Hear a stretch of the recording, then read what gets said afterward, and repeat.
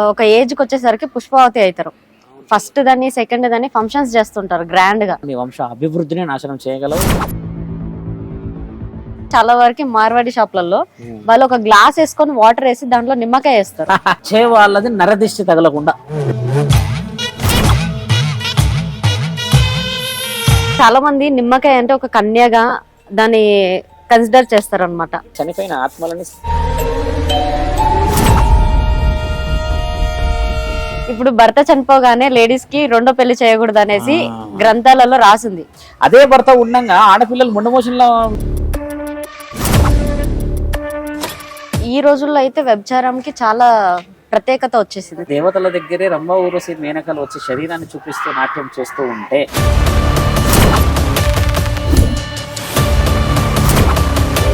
Welcome to our channel.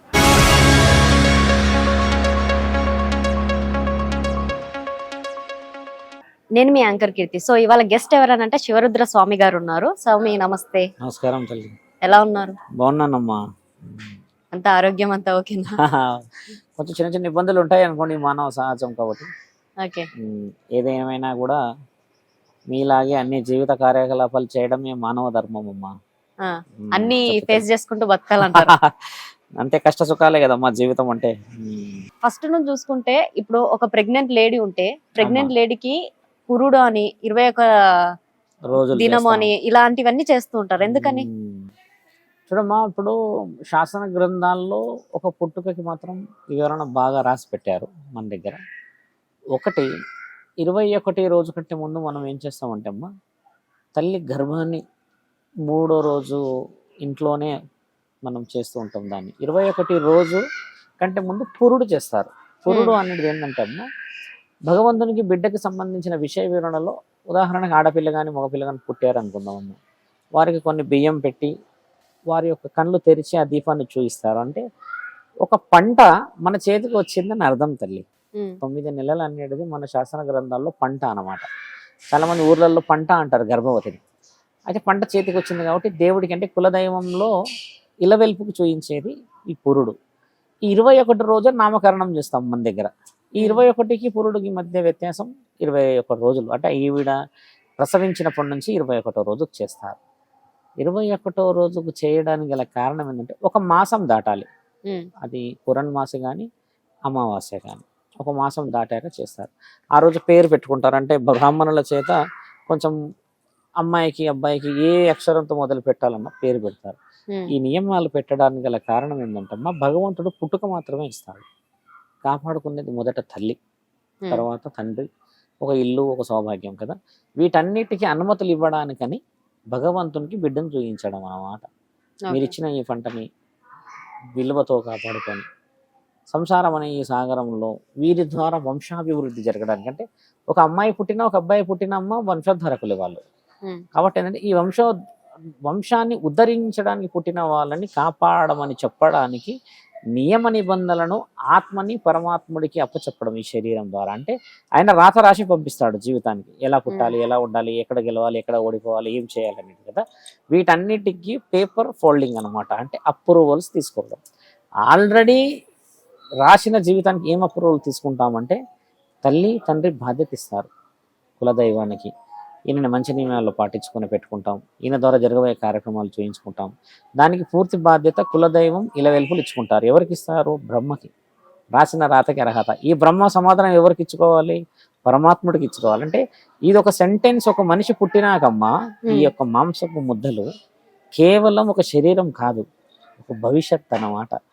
ఇదే నీ శరీరం చిన్న ఉన్నప్పుడు 11 సంవత్సరాలకు ఒక వయసు అయితే 11 నుంచి 20 వరకు ఒక వయసు, 20 తర్వాత ఒక వయసు అంటే ఇన్ని బాధ్యతలను నిర్వర్తించడానికి అప్రూవల్స్ తీసుకునే ఈ తరుణాలు ఇవి.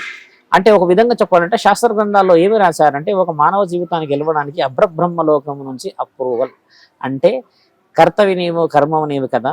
చేస్తున్న ఈ జీవ ప్రక్రియలో ఎలాంటి చిన్న చిన్న విషయాలు పెద్ద పెద్ద విషయాలు అడ్డుదొడుగులు వచ్చినా నీ ఉన్నావు కదా ఈ ప్రాణాన్ని కాపాడడానికి అని భగవంతుడికి మనం ఇష్టంగా ఇచ్చే పండగ అది. ఎంతమంది పురోహితులు చెప్తారో చెప్పండి దాని గురించి. అంటే వాళ్ళు ఏ ఇట్లా పెట్టాలన్న పేర్లు చెప్పడం, ఏ నక్షత్రాలు ఏ తారాలో ఏ బలంలో పుట్టిందని చెప్పడం వరకే కానీ అంతరార్థాన్ని అడిగే వాళ్ళు మీలాగా ఎవరు లేరు కూడా అయిపోవట్లేదు. కాబట్టి వీళ్ళు కూడా చెప్పేవాళ్ళు తక్కువ అయ్యి వచ్చారు. ఒక బ్రాహ్మణుడు చేయడు పురుడు. మీరు చూడండి, ఒక బ్రాహ్మణుడు చేయడు 21ది. బర్త్డేలు మాత్రమే బ్రాహ్మణులు చేస్తారు. అంటే చెడు చేయడానికి ఊర్లో పెద్ద మనుషులు తీసుకొస్తారు. సాకలమ్మ అంటారు, గుర్తుందా? వాళ్ళే వస్తారు. కాబట్టి ఏంటంటే ఈ నియమాలకి కొంచెం అంటారు. ఒక మగ శరీరం ద్వారా గర్భాన్ని దాల్చింది స్త్రీ కాబట్టి ఆ విషయ వివరణలకి రక్తం అనేది లేదా ఒక మాంసపు ముద్దలు అనేటి పచ్చి శరీరం ఉండడం వల్ల అందరూ వచ్చి పట్టుకోరు అనమాట. దానికి ఉన్న వివరణలు కూడా కొంచెం డీప్ గా ఒక అమ్మాయి కానీ అబ్బాయి కానీ పుట్టిన శరీరాన్ని అంత సులభంగా వచ్చేవారు తగలరు కూడా. కొంతమందికి వాళ్ళ రిస్ట్రిక్షన్స్ నియమాలు ఉన్నాయి, కానీ అలా పుట్టుకోవడం వల్ల అంటుకోవడం వల్ల ఏది రాదమ్మా. ఒక మానవ శరీరం అనేది ఖచ్చితంగా ఒక తల్లి ద్వారానే వచ్చింది కాబట్టి అలా రాదు. అమ్మాయిలు మాత్రము ఒక ఏజ్ కి వచ్చేసరికి పుష్పవతి అవుతారు. ఫస్ట్ దాన్ని సెకండ్ దాన్ని ఫంక్షన్స్ చేస్తుంటారు గ్రాండ్ గా. మరి అలా ఫస్ట్ ఎందుకు చేస్తున్నారు, తర్వాత ఎందుకు అలా అవుతుంది అంటే మీరు అడిగిన ఆ ప్రశ్నలో చూడమ్మా, పుష్పవతి అనే విషయం నాకు తెలిసి ఒక 30-40 ఇయర్స్ నుంచే హెవీగా ప్రాచుర్యం చెందింది. ఒకప్పుడు ఇంటి గడపలోపే జరిగేటివి. మేనత్తల ద్వారా అమ్మమ్మలు నాన్నమ్మలు కూర్చోబెట్టి ఒక వడి నింపే కార్యక్రమం చేసి 11 రోజు మంగళ స్నానాలు చేయించేసి గుడికి సంబంధించి లేకపోతే ఏదో ఇంటి వరకే చేసుకునేవాళ్ళు. మీరు అన్నట్టుగా ఈ ఓనీలు సారీల పండుగలు లేవు ఒకప్పుడు, ఇప్పుడు ప్రాచుర్యం చెందింది. అయితే ఒక ఆడబిడ్డకి ఆ యొక్క మంచి కార్యక్రమాన్ని అర్హత పరమాత్ముడు ఎలా ఇచ్చాడు చూడమ్మా. ఇది చాలా ముఖ్యమైన విషయం. మీరు ఆడవాళ్ళే కాబట్టి ఒక ఆడపిల్లకి పరమాత్ముడు తలరాత రాసే రోజు పుష్పవతి అయిన రోజు. ఎలా స్వామి అదేంటి మీరు ఇంతకు ముందే ప్రశ్నలో ఆడపిల్ల అయిన మగపిల్ల కూడా పుట్టగానే రాస్తాడన్నారు కదా. పుష్పవతి అంటే అమ్మ ఒక వంశాన్ని కాపాడే ఆడపిల్లకే ఇస్తారు. ఒక వంశాభివృద్ధిలో ఉపయోగపడే ఆడదే. అంటే నువ్వు పాటించే నియమాలు, నువ్వు చూపించే గౌరవాలు నీ వంశ అభివృద్ధిని నాశనం చేయగలవు లేదా అభివృద్ధిని చేయగలవు. ఇలాంటి విషయ వివరణలు కాబట్టి ఆడది సౌభాగ్యంగా ఉండాలంటే మొదట భర్త, తర్వాత విల్లు, ఆ తర్వాత సంసారం. ఇన్ని విషయాలు గెలవడానికి ఈవిడ అర్హత ఉందా లేదా అని నీవు పుష్పవతి అయినప్పుడు మాత్రమే రాయగలడు. ఈ అప్రూవల్ వచ్చేసి అబ్రబ్రహ్మలోకం నుంచి వస్తుంది, అంటే పరమాత్మ నుంచి వస్తుంది. అందుకే పుష్పవతి అయిన వాళ్ళకి పసుపుతోని మంగళ స్నానాలు చేసి పరమాత్ముడికి సౌభాగ్యాన్ని ఈవిడికి కలిగిస్తే ఇల్లు సంసారం వైవాహికాన్ని గెలిచే బాధ్యత మేము తీసుకుంటామని ఈ పెద్ద మనుషులు చేస్తారు. ఎంతమందికి ఈ రోజు ఆ విషయం తెలుసు చెప్పండి? ఆడవాళ్ళకి పుష్పవతి అయిన రోజే జీవిత చక్రం మొదలవుతుంది అనేది తెలియదమ్మా ఎవరికి కూడా. ఏం రాస్తారు ఎవరికైనా అడిగినా కూడా రాతలు ఉన్నాయి కదా అంటారు, కానీ ఒక ఆడపిల్ల మాత్రం పుష్పవతి అయిన రోజు మాత్రమే పరమాత్ముడు రాత రాస్తాడు. మీరు బాగా గమనించండి, ఆ 11 రోజుల్లో రక్తస్రావం సరిగా కాకుండా కూడా ఆరోగ్య పరిస్థితులు జీవితాంతం ఇబ్బంది పడిన వాళ్ళు మందల్లో ఉన్నారు. ఆ 11 రోజులు బలంగా తిని బలంగా ఉండి ఆయుర ఆరోగ్యాలతో కాపాడబడిన స్త్రీ అంగరంగ వైభవంగా జీవితంలో గెలిచిన వాళ్ళు ఉన్నారు. అందుకే కదా నిన్ను బలంగా తిని బలంగా పూజలు చేసేది కూడా దానికే కదా తల్లి. నీ యొక్క శారీరకమైన ఏదైతే ఆలోచనలు ఉంటాయో అమ్మా, అవి నీవి కావు. ఒక వంశాన్ని మోయడానికి పరమాత్ముడు ఇచ్చిన అంశం అది. కాబట్టే ఆయన నిన్ను మళ్ళీ రాస్తాడు అక్కడ రాత. ఆ రాతకి చాలా విలువ ఉంది మన దగ్గర. ఒకప్పుడు గుడిలో కూర్చోబెట్టి ఈ మంగళ స్నానాలు అయ్యాక పురోహితులు పంచాంగం లేదా ఇంకేదో చూసేవాళ్ళు. ఇప్పుడు అంత జ్ఞానాన్ని పొందిన శాస్త్రజ్ఞానాలు ఉన్న ఋషులు, వేదాలను చదివిన ఒక మహర్షులు, ఒక పుణ్యాన్ని సంపాదించిన బ్రాహ్మణులు ఎక్కువ లేరు, చెప్పట్లేరు కూడా. ఇలాంటివన్నీ ఊనీల ఫంక్షన్ అనగానే ఇటు 5 మేకలు అటు 5 కోడ్లు మేకలు దిగి అంగరంగ వైభవంగా జరుగుతున్న అత్యంత వృత్తాంతంని పండగలాగా చేసుకుంటున్న దాంట్లో అర్థం తెలియలేదు అంటున్నాను. ఒక పండగ పుష్పవతి అయిన విషయమే తెలిసే కానీ అంతరార్థం తెలియదు అంటున్నాను. ఇప్పుడు చాలా మంది మార్వాడి షాపులలో నేను చూసిన వరకైతే చాలా వరకు మార్వాడి షాపులలో వాళ్ళు ఒక గ్లాస్ వేసుకొని వాటర్ వేసి దాంట్లో నిమ్మకాయ వేస్తారు. అవునవును. దేనికని? వచ్చే వాళ్ళది నరదిష్టి తగలకుండా. అంటే నిమ్మకాయ నీళ్ళల్లో పెట్టుకుంటూ ఉట్టిగడ పెట్టొచ్చుగా. అంటే ఆ నిమ్మకాయ ఆ నీళ్ళకి రెండింటికి ఏంటంటే ఆ నిమ్మకాయ పొద్దంతా అంటే పొద్దున్న నుంచి మొదటి సాయంత్రం వరకు వచ్చిన వాళ్ళు ఎవరైనా ఏదైనా దిష్టిగా చూడడము, ఈ షాప్ బాగా నడుస్తుంది అనుకోవడము, లేకపోతే ఈ షాపు నడవకుండా ఏదైనా చేద్దామని కొంతమంది వచ్చే వాళ్ళు ఉంటారు. కొంతమంది చేతు అడుగు కూడా బాగుండదు అంటారు కదా. దానికని ఏం చేస్తారంటే వాడు అట్లా అన్నప్పుడు ఆ నిమ్మకాయని ఆ నీళ్ళని కలిపేసేస్తే అది లాగుతుంది అన్న నమ్మకం. బాగా గుర్తుపెట్టుకున్నాము, ఒక వ్యాపారం నిమ్మకాయ నీళ్ళతో సాగదు, నమ్మకంతో సాగుతుంది. ఈ నమ్మకం తెలుసుకోవాలి. మీరన్నా ఆ నిమ్మకాయకి విలువ లేదు నిజంగా. కాకపోతే మీరు అన్నట్టుగానే మూల మలుపుల ప్రమాదం ఉందని తాతలు ముత్తాతలు చెప్పారు కదా. నిజంగా కొంచెం తొంగి చూడడిపోవడం బెటర్ కదా అన్న ఉద్దేశంలో వచ్చింది. కానీ నిమ్మకాయ నీళ్ళలో పెట్టినంత మాత్రం దిష్టి తగిలిపోయేది పోతుంది అమ్మ, పోదు. కాకపోతే ఒక పాజిటివ్నెస్ అనేది అయితే నిల్చొని ఉంటది శరీరం మొత్తం.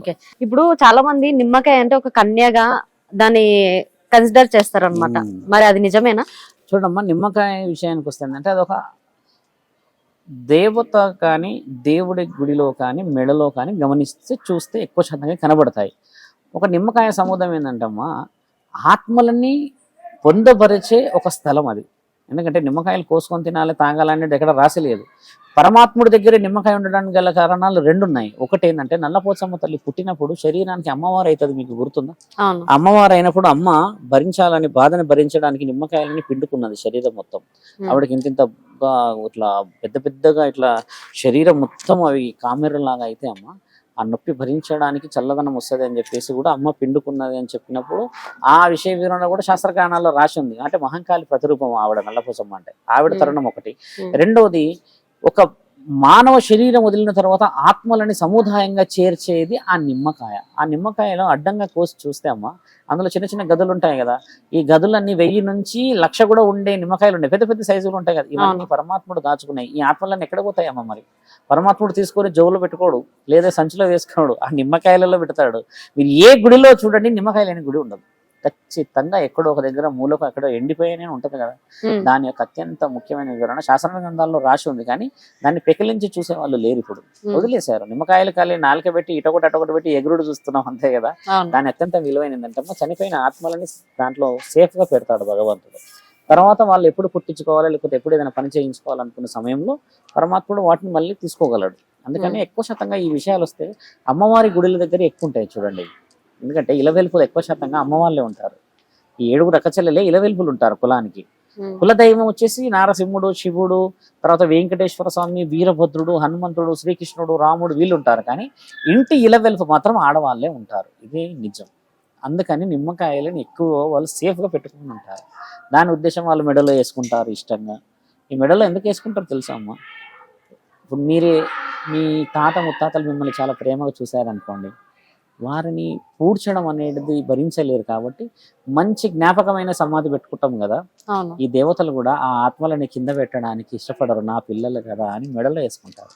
ఆ తరుణం కూడా బ్రహ్మ కపాలాలు శివుడి మెడలో వేసుకునే కూడా చూశారు కదా. అంటే పుణ్యమైన భక్తులై పరమాత్ముడు మెడలో కూడా వేసుకుంటాడు అనమాట. కపాలమాలలు ఉంటాయి కదా తండ్రికి, దాని వివరణ కూడా దాని అర్థం అదమ్మా. రుద్రాక్షలు ఇవి పవిత్రమైనవి. వీటి యొక్క పవిత్రత వేరు. మళ్ళీ దీని జర్నీ ఏంటంటే అమ్మా, దక్షయజ్ఞం చేసేటప్పుడు పరమాత్ముడు తల్లి విషయ వివరణలోకి వెళ్ళినప్పుడు, అమ్మ చనిపోయినప్పుడు, అంటే పార్వతీమాత దక్షుడు చేసిన ఆ యజ్ఞంలో దహనమైనప్పుడు కన్నీటి బొట్టు వదిలినప్పుడు పడినదే రుద్రాక్ష. తండ్రి యొక్క కన్నీరు ఇది రుద్రాక్ష అంటే, శివుడి కన్నీరు ఇది. చాలా మంది అంటారు శబరి పండ్లు తింటే ఉంచేస్తే వచ్చింది అని అంటారు కదా. ఆ తరుణం కాదు ఇది. అదంతా ఆ తరుణానికి విలువ ఎక్కడ లేదు. రుద్రాక్షలు ఎక్కడ చూస్తే శివుడి మెడలో తప్పితే, శివభక్తుల మెడలు తప్పితే ఎక్కువ శాతంగా ఉండవు. మిగతా వాళ్ళకి రుద్రాక్షాకారంలో ఉన్నాయి. కొంచెం సీసం అంటే ఈ గ్లాస్ టైప్ ఉండేటి, పింక్ స్టోన్స్ లాంటివి ఉన్నాయి వేసుకుంటారు. కానీ ఇన్ని 1100 రుద్రాక్షలు అనేవి శివభక్తుల మెడలోనే ఎక్కువ ఉంటాయి. అంటే రుద్రాక్షకున్న ప్రత్యేకత శాసన గ్రంథాల్లో పరమాత్ముడు ఇచ్చిన ఆజ్ఞ వేరు. ఇప్పుడు భర్త చనిపోగానే లేడీస్ కి రెండో పెళ్లి చేయకూడదు అనేసి గ్రంథాలలో రాసింది, కానీ ఫ్యాక్ట్ లో చూసుకుంటుంటే ఏది వాస్తవం అంటారు? హిందూ పురాణం అంటే మన హిందూ ధర్మం అమ్మ. ఏ గ్రంథంలో తీసుకున్నా, ఏ దేశంలో తీసుకున్నా మనదే మొదటి స్థాయి. పసుపు కుంకుమ నుంచి మొదలు పెడితే అమ్మ, ఆవిడ ప్రతి కార్యక్రమం సౌభాగ్యంగా చేస్తుంది. భర్త చనిపోయినప్పుడు ఆడవాళ్ళు ఎక్కడ ముండమోయాలని రాసలేదు. ఏం రాసి ఉందంటే, సర్వం భర్తే కాబట్టి ఆయనతో పాటే ఆవిడ బొట్టు, ఆవిడ కట్టుకున్న కట్టు, తర్వాత నెత్తిలో పెట్టుకున్న పువ్వులు, శారీరకంగా ఉన్న ఆలోచనలన్నీ వదిలేస్తుంది ఇష్టంగా. అయితే ఒక భర్త చనిపోగానే ఇవన్నీ ఆవిడ మళ్ళీ పెట్టుకోవచ్చు కూడా. పెట్టుకొని ఇంకొక వారిని పెళ్లి చేసుకుని జీవితాన్ని గడపవచ్చు. కానీ మన సంప్రదాయంలో ఏముందంటే, పతియే ప్రత్యక్ష దైవం కాబట్టి, సర్వం అనుకున్నవాడు నన్ను వదిలిపెట్టి వెళ్ళిపోయాడు కాబట్టి అన్నీ నేను ఆయనకే వదిలేస్తాను అన్న ఉద్దేశంతో చాలా మంది లేడీసు ధర్మాన్ని పాటిస్తూ పాటిస్తూ పాటిస్తూ పాటిస్తూ ఒక విధవరాల్లాగా, ముండమోసిన దానిలాగా ఉంటూ ఉంటాం కదా. వీళ్ళందరూ అలా ఇష్టంగా ఉండిపోయారమ్మా. గ్రంథాల్లో ఎక్కడ రాసలేదు వీళ్ళు చెడుగా ఉండిపోవాలనో, లేకపోతే వీళ్ళు ఒక భర్త చనిపోగానే పెళ్లి చేసుకోకుండాలని రాలేదు. ఒకటే రాసి ఏముందనంటే, ఆడపిల్ల ఇష్టంతో తీయాలనుకుంటే ఏమైనా తీయవచ్చు. అదే భర్త ఉండగా ఆడపిల్లలు ముండమోషన్ లాగా లేరా అమ్మ ఈ రోజుల్లో? భర్తని అసలు తాగి వచ్చి కొట్టిన వాళ్ళు కూడా ఉన్నారు ఆడవాళ్ళు. కాబట్టి ఏంటంటే, మన ధర్మం చాలా గొప్పదని ఎందుకు చెప్పాలంటమ్మా, భర్తతో పాటు అన్ని వదిలేస్తుంది ఒక స్త్రీ. ఆ స్త్రీకి మనం నిలువెత్తుగా దండం పెట్టుకోవాల్సిన ముఖ్యమైన ఏంటంటే, ఆవిడ యొక్క ఆనందమే భర్త అనుకుంటది కదా. అలాగే దుఃఖం కూడా భర్తే కాబట్టి వదిలేస్తుంది. లేదు నా ఆనందమే భర్త అనుకుంటే చాలా మంది భర్తలు రావచ్చు కదా ఒక జీవితంలోకి, అలా ఆలోచించరు మన వాళ్ళు. ఓకే, ఇప్పుడు వచ్చే బోనాలు కాబట్టి బోనాలలో చాలా మంది బోనం జరుగుతుంటే శిగం ఊగుతూ ఉంటారు. ఆ శిగం కొందరు వచ్చి ఊగుతున్నట్టుంటది, కొందరు నటిస్తున్నట్టు ఉంటది. మరి ఒక మనిషిలోకి దేవత రావాలంటే సామాన్యంగా వస్తుందా? చూడండి, మన దగ్గర అమ్మ ఒక దేవత శరీరం పూనిందంటారు, అంటే శివసత్తులు. అయితే శాస్త్ర గ్రంథాలు ఏం రాసిందంటే అమ్మ, ఒక మానవ శరీరాన్ని దేవత ఆవహించదు. కాకపోతే జన్మ నక్షత్రం ఏదైతే లింగం అంటే మన ఆత్మ కొలువై ఉన్న చోటు ఇక్కడ బొట్టు ఉంటది కదమ్మా, ఆ బొట్టులోనే దేవత ఉండగలదు. అక్కడ నుంచి శరీరాన్ని శాసిస్తుంది ఆవిడ. ఇప్పుడు నీ శరీరంలో కూడా దేవత ఉన్నట్టే, కాకపోతే ఆవిడ అనుమతులు వేరు. నీ యొక్క జీవితంలో నువ్వు జరుగుతున్న కార్యకలాపాల్లో నిన్ను కాపాడడానికి ఉన్నది ఆవిడ, అంతేకాని ఆవిడే నీ శరీరంలోకి వచ్చి నేను దేవతను తిరుగుతలేదు సొసైటీలో. ఈ చాలా మంది బ్రతుకు తెరువు కోసం చేసుకున్న ఈ కార్యక్రమాలన్నీ. నిజంగా ఒక దేవత పూర్ణితన్న ఆవిడకి శరీరం అనే ఈ యొక్క రక్షణ కవచాన్ని ఎక్కడ ఉండైనా కాపాడుకోగలదు ఆవిడ.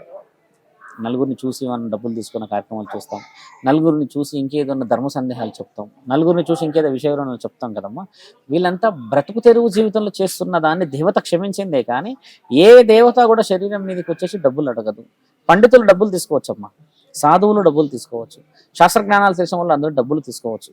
ఎందుకంటే వీరు చెప్తున్న విద్యని ఒక విషయ వివరణకి వాళ్ళకి చెప్పి వాళ్ళకి పని మంచి చేస్తారు కాబట్టి డబ్బులు తీసుకోవచ్చు. కానీ దేవత శరీరం మీదకి వచ్చే ధర్మము సృష్టికి సంబంధించిన విషయాలు చెప్తుంది, కానీ ఏమీ ఆశించదు. అమ్మ నాకు పిల్లలు లేరు అని అంటే పిల్లలు ఈ సమయానికి పుడతారని చెప్తుంది, కానీ దానికి నాకు లక్ష్యస్థాయిని చెప్తా అనే దేవతలు లేరు ఈ రోజుల్లో. అలాగే దేవతలు చెప్తున్నారన్న చెప్పి చాలా మంది మాట్లాడుతున్న తరుణాలు ఉన్నాయి. కానీ వాళ్ళు ఎందుకు క్షమించబడుతున్నారంటే అమ్మ, వాళ్ళు కేవలం కూటి కోసమే చేస్తున్నారు కాబట్టి వాళ్ళు ఇంకా రక్షించబడుతున్నారు. తెలుసుకొని రాను రాను దేవుడి పేరు చెప్పుకొని వాళ్ళు ఉన్నారు. నన్నే అంటారు కదమ్మా, నన్నే చాలా మంది ఈ రోజు పెద్ద గొడవ అక్కడ ఏం జరిగింది తెలిసింది దాంట్లోనే అన్నారు. ఆయన వచ్చి చాలా మంది వస్తారు కదా, వస్తే డబ్బులు తీసుకుంటున్నారు అంటున్నాడు అని చెప్పారు చాలా మంది. ఇప్పుడు చాలా మంది దగ్గర నేను డబ్బులు ఎందుకు తీసుకుంటామా? అయితే చాలా మంది ఏంటంటే అంటారమ్మా, పూజలు నియమాలు చేసినందుకు ప్రతిఫలంగా తీసుకోవడంలోనే దాని ధర్మం. అలాంటప్పుడు అమ్మ దేవుడి దగ్గర నైవేద్యం ఎందుకు తీసుకుంటావు? మరి ప్రసాదం దేవుడిని మొక్కెళ్ళిపోవచ్చు కదా, పంతులు పలహారం ఎందుకు చేస్తాడు? ఒక పూజా నియమాలు, ఒక గాలి ప్రభావం, ఒక దరిద్రాన్ని తీసుకుపోతున్న ఒక సాధువు, ఒక పురోహితుడు, ఒక బ్రాహ్మణుడు నిన్ను డబ్బులు అడిగితే పుణ్యమే గాని ఎక్కడ తప్పు కాదు. నిన్ను శ్మశానంలో కూడా కూర్చొని అడిగాడే అనుకుందాం, లేదు ఇంకేదైనా ఒక సపరేట్ గా ఏదైనా గదిలో లాంటి ఏదైనా రూమ్స్ లాంటి కమర్షియల్ గా చేసుకొని అడిగారు అనుకో అమ్మ, అప్పుడు అది అక్షుద్ర పూజలు అవుతాయి. శుద్ర పూజలు చేసేవాడి విలువ వేరు కదా. శివుడి ముందు కూర్చొని శివలింగాల ముందు కూర్చొని చేసే వాళ్ళని కూడా దొంగలు అంటున్నారు ఈ రోజుల్లో. కాబట్టి ఏంటంటే వాళ్ళందరూ కోటి కోసం చేస్తున్నారు కాబట్టి శివసత్తులకి తర్వాత సిగాలోకి ఆడవాళ్ళకి కానీ మగవాళ్ళకి కానీ విలువ ఉందమ్మా మన దగ్గర. కాబట్టి దాన్ని ధర్మసాక్షిగా తీసుకోవాలి మనం. ఈ రోజుల్లో అయితే వ్యభిచారంకి చాలా ప్రత్యేకత వచ్చేసింది, చాలా వాల్యూ కూడా వచ్చేసింది. ఎందుకు ఇంతగానో బిజినెస్ జరుగుతుంది? ఇది వ్యాపార నిమిత్తమే జరుగుతుంది ఎక్కువ శాతంగా. ఇందులో ఇంకో చాలా ధర్మ సందేహాల్లోకి వెళ్ళి మాట్లాడితే రంభ ఊర్వశి మేనకాలు ఉన్నారు శాస్త్ర గ్రంథాల్లో. దైవలోకంలో దేవుళ్ళు వాటికి ఏమని ఇచ్చారంటే, ఎవరైనా సుఖభోగాలను అనుభవించాలి అని అంటే, మీరు చూసారు కదా వాళ్ళు మత్తుపానీయాలు తాగుతూ వాళ్ళు ఆడుతూ ఉంటే వారిని అది చేస్తున్న తాకుతున్న సందర్భం చూస్తాం. అంటే దేవత లోకంలోనే రంభ ఊర్వశి మేనకలకి ఆ బిరుదు ఉన్న ఈ ప్రపంచం అక్కడి నుంచి పుట్టిందే మీరన్న ఈ యొక్క వ్యభిచారం. ఎలా అంటే అమ్మ, శాస్త్రజ్ఞానంలో ఒక సాధువుని నేను అది చెప్పకూడదు, కానీ దేవతామూర్తులు దేవతల దగ్గరే రంభ ఊర్వశి మేనకలు వచ్చి శరీరాన్ని చూపిస్తూ నాట్యం చేస్తూ ఉంటే వాళ్ళ దగ్గర లేని అప్రూవల్స్, వాళ్ళ దగ్గర లేని రిస్ట్రిక్షన్స్ ఒక మానవ శరీరం దగ్గర ఉన్నాయి మన దగ్గర. ఎందుకంటే రంభ ఊర్వశి మేనకలు అనేవాళ్ళు భూమండలం పుట్టక ముందు నుంచి అక్కడే ఉన్నారు వాళ్ళు. మన మానవ శరీరానికి వచ్చేసరికి ఏమైపోయిందంటే అమ్మ, ఒక మనిషి అత్యంత బలహీనుడు అయ్యేది స్త్రీ దగ్గర. కాబట్టి కొంతమంది ఏంటంటమ్మా ఈ వ్యభిచారం అనేది ఒక ప్యాషనెట్గా చేస్తారు. అంటే 1000 లక్షలు ఇట్లా తీసుకొని ఎప్పుడో ఒకసారి కలుస్తారు. అంటే వెరీ రేర్ కేసెస్లో పోయొచ్చేవాళ్ళు. కంటిన్యూ రెగ్యులర్గా చేసే ఏరియాలు కొన్ని ఉన్నాయి బాంబేలో, అక్కడిక్కడ మనం కొన్ని రెడ్ లైట్ అని అంటుంటారు కదా. ఈ విషయ వివరణలు పోతే ఏమవుతుందంటమ్మా, వాళ్ళకి మీరు అనుకున్న నైపుణ్యత లేదని అర్థం. అంటే ఇప్పుడు రొట్టె కొద్ది పిండి అని అంటాం కదమ్మా, వీళ్ళకి ఏంటంటే ఇది రోజువారీ ఒకరి చేతిలో నుంచి అంత మానిటరింగ్ జరిగే ప్రక్రియ. ఇది ఎక్కువ శాతంగా జరుగుతున్నది అన్న ప్రక్రియ అమ్మ. చాలా తక్కువ మంది మీరన్న ఈ వ్యభిచారాన్ని అంటే చాలా గుట్టుగా చేసేవాళ్ళు ఉన్నారు. పెద్ద పెద్ద ఈ స్పాట్స్ నడుపుతారు కదా, పెద్ద పెద్ద సలూన్స్ ఉంటాయి, వీళ్ళు కూడా అవి చేసే పనులే ఉన్నారు. కానీ దానికి అంత ప్రాచుర్యం రావడానికి గల ముఖ్యమైన కారణం ఏం తెలుసా అమ్మ? ఇంట్లో సుఖాన్ని గెలవకపోవడం, భార్యని సరిగ్గా చూసుకోకపోవడం, మద్యం తర్వాత మాంసానికి బాగా బానిస అయిపోవడం, ఉన్న సుఖం మనిషి బాగా తినేసిన తర్వాత ఆ మెదడుకి రిలాక్సేషన్ లేక శారీరకమైన ఒత్తిడికి ఈ శారీరకమైన ఆలోచనలు ఎక్కువై తిరిగే వాళ్ళనే మీరు వ్యభిచారంకి ఎక్కువ ప్రాముఖ్యత వచ్చింది. ఒక పురుషుడు చేయడం వల్లే వచ్చింది, కానీ ఏ స్త్రీ వచ్చేసి ఎంత వ్యభిచారగతి అయినా సరే డైరెక్ట్గా వచ్చేసి అయితే ఎక్కడ ఎవరిని అడగదు కదమ్మా. పురుషుడే ధైర్యం చేసిపోయిన సందర్భమే కదా. కాబట్టి ఏంటంటే ఆడపిల్లలు తప్పు చేశారు, వ్యభిచారానికి అంత ప్రాముఖ్యత వచ్చింది అనడానికి లేదు. ఇక్కడ పురుషుడి ఆధిపత్యం వల్లనే ఆడపిల్లలకి మీరన్న ఆ స్థితిగతులు ఏర్పడ్డాయి. కాబట్టి ఇక్కడ పురుషుడిది ఎంత తప్పు చూపిస్తామో ఆడపిల్లల విషయంలో కూడా అంతే తప్పు చూపించవచ్చమ్మా. వ్యభిచారం ఆడపిల్లలు చేయట్లేదు, మీకు అర్థమవుతుందా? మనుషులు చేస్తున్నారు, ఆడ ఒక మగ. ఇక్కడ మీరు అన్నారు కదా ఎందుకు వ్యభిచారం వస్తుంది ఆడవాళ్ళ వల్ల అంటే, వ్యభిచారం అనేది ఇద్దరు వ్యక్తి వల్ల వచ్చింది. Sex is made with 2 souls, not with single soul. కాబట్టి ఏంటంటేమో పురుషుడిది ఎంత తప్పు ఉందో స్త్రీది అంతే తప్పు ఉంది. కాకపోతే ఒక స్త్రీ ఒక స్థానంలో కూర్చొని చేయడం వల్ల వ్యభిచారం అంటున్నాము, ఈ పురుషుడు 10 దగ్గర తిరగడం వల్ల ఆ పేరు ఆయన మోయలేకపోతున్నాడు. ఓకే, ఇంకొకటి ఏంటంటే కొంతవరకు టాక్ ఎలా ఉంటదంటే వాళ్ళు ఉన్న బట్టికే కొంచెం సమాజం ఇలా ఉంది, లేదంటే ఇంకా ఎక్కువ రేప్ కేసెస్ గానీ అవన్నీ జరుగుతుండే. ఇది చాలా ధర్మమధ్యమైన ప్రశ్న నువ్వు అడిగింది. లాజికల్ గా అడిగినా కూడా దానికి వాల్యూడ్ ఆన్సర్సే. ఎందుకంటే అమ్మా వైన్ షాప్స్ ఎన్ని ఉన్నాయి కదా తల్లి, ప్రభుత్వ అధికారంలో వైన్ షాప్స్ క్లోజ్ చేసేయచ్చు. వాళ్ళు ఎందుకు క్లోజ్ చేయట్లేదు? ధూమపానం నిషేధం అని సిగరెట్ డబ్బాల మీద రాస్తారు, ఎందుకు క్లోజ్ చేయట్లేదు? మద్యపానం తాగకూడదని రాస్తారు సిగరెట్ల మీద కానీ వాళ్ళు కొనుక్కున్న బాటిల్స్ మీద, ఎందుకు వాటిని క్లోజ్ చేయట్లేదంటే అమ్మ మీరు అన్న ఆ మాటకి, ఒకవేళ అవి క్లోజ్ చేస్తే ఒక వీధికి 3 పడతాయి ఇలాంటివన్నీ తాగే స్థావరాలు. అద్దుపద్దు ఉండదు కదా, అడిగేటోళ్ళు ఎవరు ఉండేసరికి చిన్నవాడి నుంచి పెద్దవాడు, ఆడవాళ్ళు, చిన్నవాళ్ళు ఎవరైనా తాగగలుగుతారు. అలాగే ఈ రిస్ట్రిక్షన్స్ విషయంలో వస్తే కూడా అదే జరుగుతుంది. ఎందుకంటే ఆపడం అనేది లేకపోతే అమ్మ ఒక హద్దు పెట్టారు కాబట్టి ఈ సిస్టమ్ నడుస్తుంది ఇక్కడ. ఒకవేళ సిస్టమే లేకపోతే ఎవరికి వాళ్ళ సిస్టాన్ని పెట్టుకోవచ్చు కదమ్మా. కాబట్టి నువ్వు అడిగినది విషయం ఏంటంటే అది కొంచెం లాజిక్గా అడిగిన ప్రభుత్వాన్ని కదిలిచ్చే ప్రశ్న ఇది. ప్రభుత్వం ఎందుకు తీసేయట్లేదంటే అమ్మ ఈ వైన్ షాప్స్ ఇవన్నీ, అవి తీసేస్తే వీధికో వైన్ షాప్ అయిపోతుంది. ఇప్పుడన్నా వీధి చివరిలో ఒక వైన్ షాప్ ఉంది, అందుకు తీయట్లేదు. ఫస్ట్ క్వశ్చన్ మీరు అడిగారు ఇన్ని రోజుల్లో వీధికో వైన్ షాప్ ఎలా అవుతుంది? అప్పుడు లీగల్ గా అథారిటీస్ ఉండవు కదా. ఇక ప్రభుత్వం ఏం చేసింది, నీకు ఆప్షన్ పెట్టింది తల్లి. ఆప్షన్ పెట్టి తిరుమల అని ఏడో లేకపోతే ఇంకేదో అని ఆడ మూలకు పెట్టుకోరు, అయినా ఊరు చివర్లా అని పెట్టింది. ప్రభుత్వమే తాగకూడదు అని అంటే మరి దొంగల్ని ఎవరు పట్టుకుంటారు? ఎవడింట్లో వాడు వైన్ షాప్ పెట్టుకొని అమ్ముకుంటాడు కదా. అలా అమ్ముకుంటే ఎక్కువ యువత చెడిపోతుంది, ఎక్కువ మంది తాగే అవకాశాలు ఎక్కువ ఉంటాయి. అందుకని వాళ్ళు రిస్ట్రిక్టెడ్ గా దాన్ని పెట్టారమ్మా. ఇది చాలా నువ్వు అడిగిన క్వశ్చన్, మనం కొంచెం కాంట్రవర్సీలో కూర్చున్నా కూడా వీ కెన్ విన్ ఇట్. నువ్వు కూర్చోవచ్చు ఈ క్వశ్చన్తో, ఎందుకని గెలుస్తావు. ఎందుకంటే ప్రభుత్వంలో పెద్ద పెద్ద వాళ్ళు అడిగిన ప్రశ్న, మనం క్లోజ్ చేసేస్తే ఇండియా మొత్తం బాగుపడుతుంది కదా అని అంటే, కొంతమంది నైపుణ్యత ఉన్న వాళ్ళు చెప్పారు ఇండియా బాగుపడదు, ఇండియా చెడిపోతుంది. ఎట్లా చెడిపోతుంది అంటే, ఈ రోజు నువ్వు ఆక్షన్ పెట్టి కొన్ని కోట్లు పెట్టి ఆ వీధి చివరలు అమ్ముతున్నావు, ఆయన వచ్చి కొనుక్కొని పోతున్నాడు. అదే నువ్వు లీగల్గా లేకపోతే వాడు ఎవరింట్లో వాడు కొనుక్కొచ్చుకుంటారు, అది ఎక్కడి నుంచి కొనుక్కొచ్చుకుంటారంటమ్మా, అందరు దొంగలే కదా. ఇదంతా బ్లాక్ లో సప్లై అయిపోతుంది కదా. అందుకని వ్యాపార నిమిత్తం కొన్ని రిస్ట్రిక్షన్ జరిగే అవకాశాలు ఉన్నాయి అంటున్నాం. అందుకని నువ్వు అడిగిన క్వశ్చన్కి ఏంటంటే ప్రభుత్వం చాలా బలంగానే ఉంది మన వెనక ప్రయత్నం.